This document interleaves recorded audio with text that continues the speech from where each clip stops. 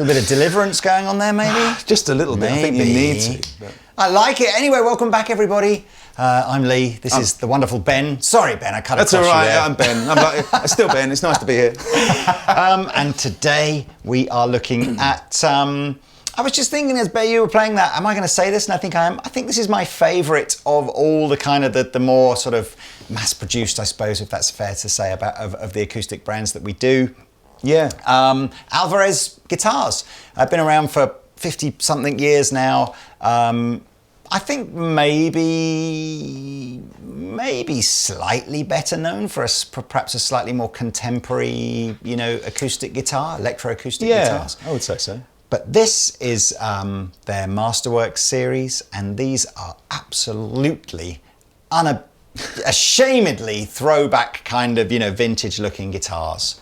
But why is this a particularly exciting release from Mr. Alvarez, Mr. Ben? Well, because the back and sides are solid rosewood. It's the first time they've been able to use kind of solid rosewood back and sides since the CITES regulations changed. And it's, solid spruce top, but the solid rosewood back and side. So you've got that real kind of D28 type of vibe going on. And the sound. That's, I guess, if you're a Martin fan, would you say that it's the spruce and rosewood? Is that maybe some people might argue it's spruce and mahogany maybe, but for me, if I look at things like the Gibson J45 Deluxe, or I look at the D28 or something like that, I'm kind of D35, which is what I've got. Nice. There's something about a Dreadnought style guitar or a bigger bodied guitar. And this is a AAA North American spruce top as well. Solid, all solid rosewood back and sides. So, if this was American with a different name up here, you'd be looking, probably 3,000 quid. It's like, and it's wonderful, right? Loving it. So the one that you've got, quick overview is what makes this kind of groovy and funky. It's a 12th fret neck join. Which is unusual. If you look at this one here, this is a 14th fret neck join. That perhaps looks a little bit more normal as such. I'll hold it up next to it so you can see. Yeah, a little bit of a kind of a vintage vibe perhaps to the Sunburst one. Slot head, so again, very old school. These beautiful open gear tuners, vintage style open gear tuners. Yep. Perhaps we'll get a close up on those. Very cool. Big deep body, so big guitar, big sound. You've got the Alvarez bridge, which is or saddle. The whole bridge. Yeah, they've got the kind of bi-level design, so where the pins go in is lower than where the saddle sits in the front of the bridge. So it's a bone saddle as well, and bone nut on these, I think, is it? It's got all the stuff. I think so. So the whole Alvarez vibe is there's a lot of collaboration with a really, really highly respected Japanese luthier, Kaiyari. So a lot of the features that you see on Alvarez are as a result of working with him. Yeah. Let's. I mean, I know you played it, but let's have a little bit mix of some big strummy and some delicate finger picky, and see where we go. Because it does. It's got a nice dynamic range. So if I start kind of quiet.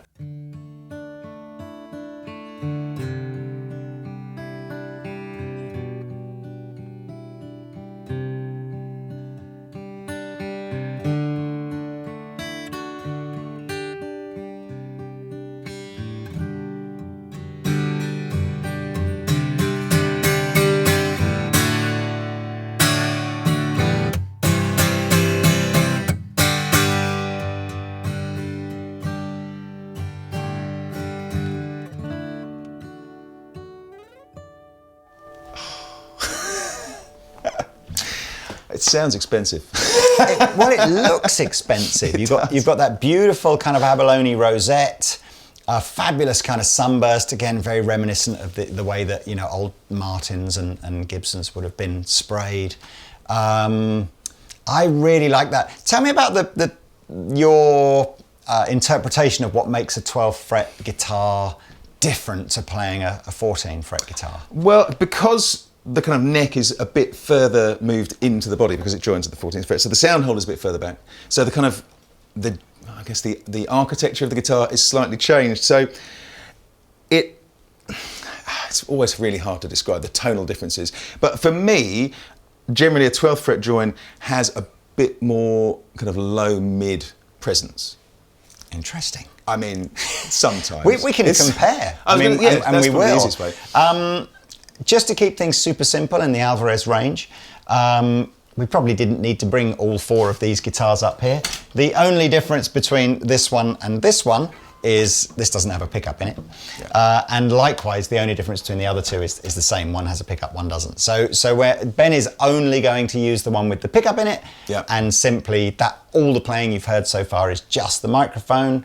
And what a great segue into saying the playing now will be just the pickups, which is a quite a posh LR Baggs pickup system as well. So yeah, here, no microphone, just amp. That's right, controls are in here as kind of up in the sound hole, there's tone and volume controls. The tone's in the middle and the volume's kind of where it should be.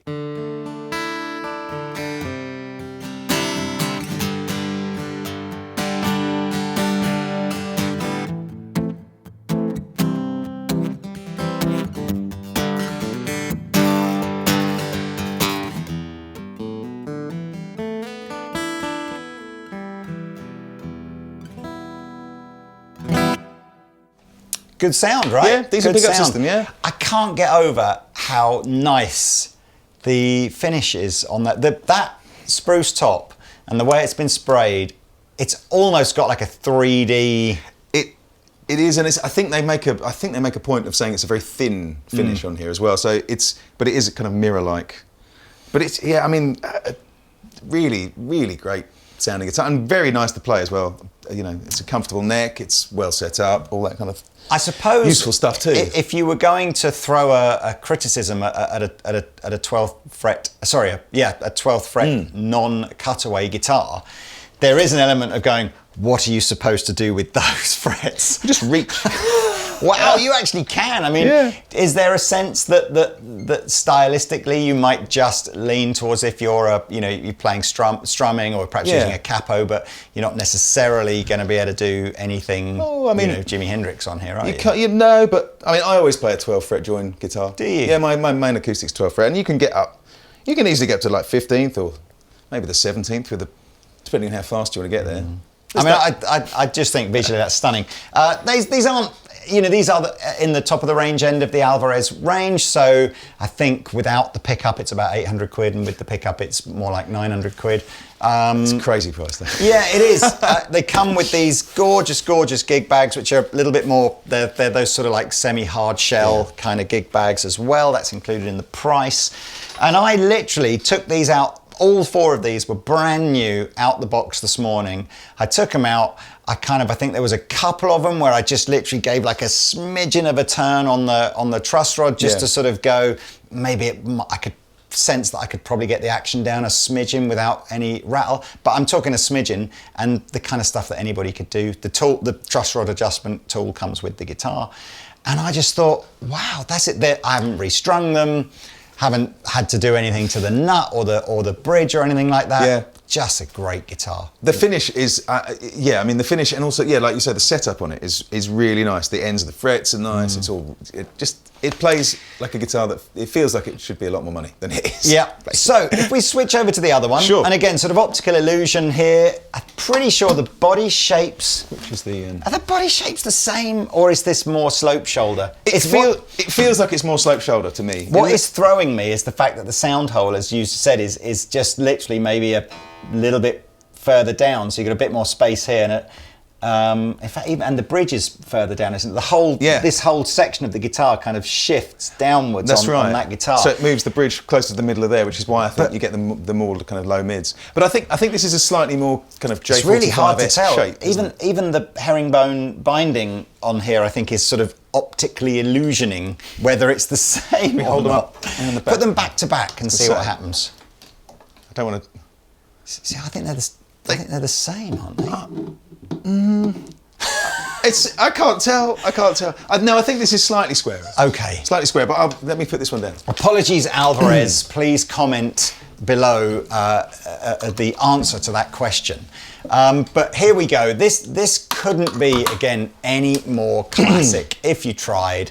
The tortoiseshell guard, the spruce top, the herringbone inlay, the rosette, the whole 9 yards, the Rosewood back and sides. It's just everything a great Dreadnought acoustic guitar should be. Yep.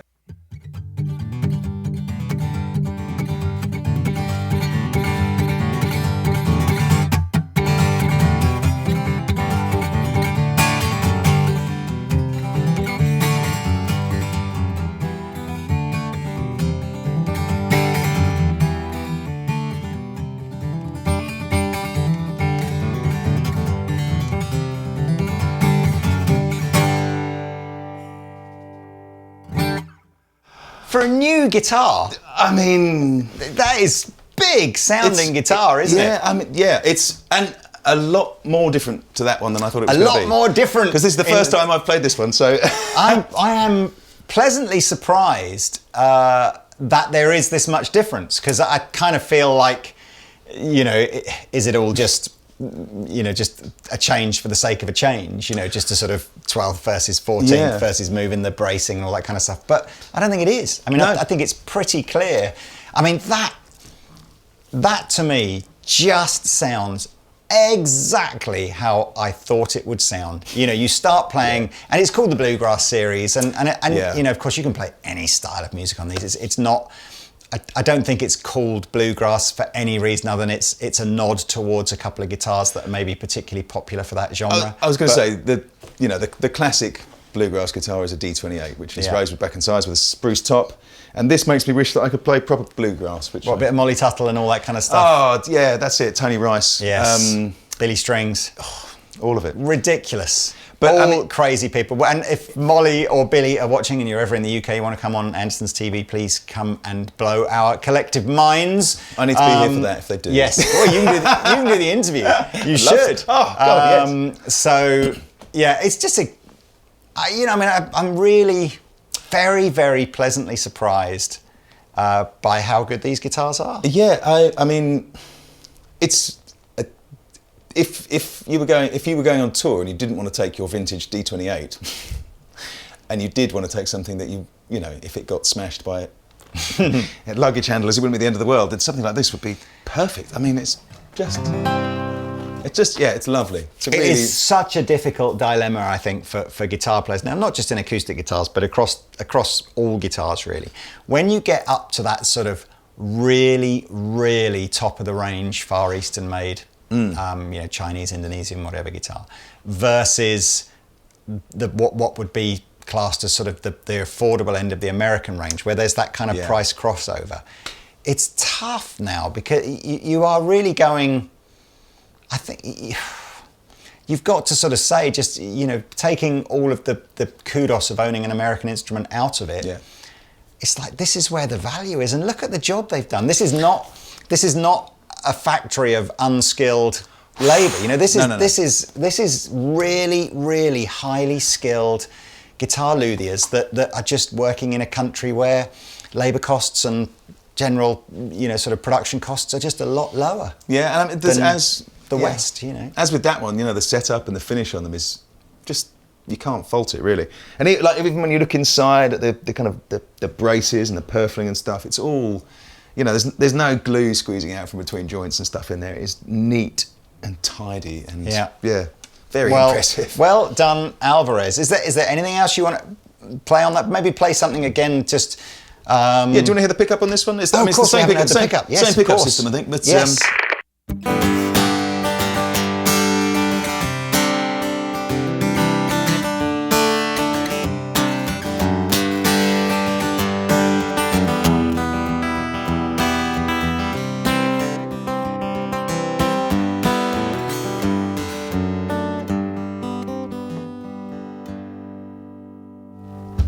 Yeah, I mean, everyone's going to have their own opinion about how good piezo style pickups sound, but what's not to like about that? I think if you were in a band and everything else was going on around it, it just sounds great. I mean, or you could, you know, upgrade the pickup system because the guitar's only £800 or go and purchase one of those Tone Dexter crazy things that we did in another video, which maybe you can watch up there.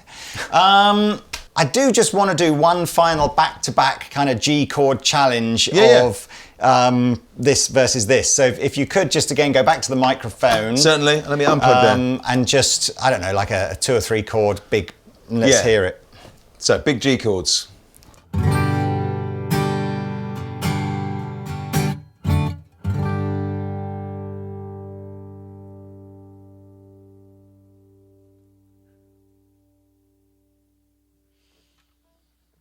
Still going.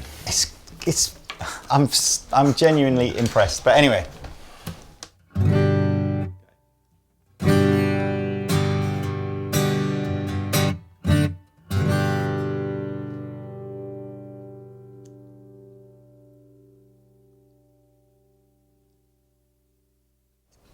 slightly different sound, right? As you said, feels a little bit bassier. Yeah. It's more a kind of, it's not right down at the bottom end, but kind of just in those kind of low mids, it's just got a bit more. I mean, this feels very similar to a J45, and this feels very similar to a D28. And the neck shape as well, because this has got a slight V at the top here. Has it? Which Right, I hadn't, okay. which I hadn't really noticed until I put this one down. Yeah, so yeah. that's much rounder, more of a C profile. I mean, they're both. I got to great. say, I think this one for me sounds more classic. Yeah, that one. It's like if you just sort of went, I mean, I kind of feel like the D28 just is the classic, iconic. Yeah. Acoustic guitar sound, and they've done a brilliant job on that. I would be very interested to hear them. Oh, blind side by fold side. challenge. Well, yeah. there you go. There's another. Next time you're here, there's a challenge. Absolutely. Challenge du jour. Well, thank you very much for watching, everybody. I will attempt to accompany Ben in a jam out where one of us will use a 14 fret and the other will use a 12 fret. I haven't decided that yet. But thank you so much for watching. If you like these videos, please like and subscribe to the channel. And don't forget, we do electric guitar videos and bass guitar videos and stuff with different presenters. And in fact, if you subscribe to a different channel we've got a keyboard channel as well. So check that one out. But Ben, it's a pleasure to see you. And you. Nice to be here. Yes, and we shall see you next time. Au revoir.